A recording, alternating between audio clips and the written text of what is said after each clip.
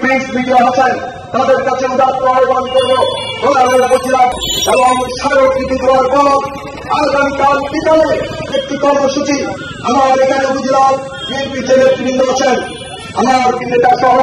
যুবদল, ছাত্রদল, স্বেচ্ছাসেবক দল, কৃষক দল, ওলামা দল, মুক্তিযোদ্ধা সরকার বাদী মুসলিম উদ্দিনের উপস্থাপন মতে সাতক্ষীরা জেলার বিএনপির আমরা কি নিশ্চিত হয়েছি কেউ কিন্তু বাড়িতে আপনারা ঘুমাতে পারেন। আনন্দিত নেতা কলকাতার বারবার নির্বাচিত সংসদ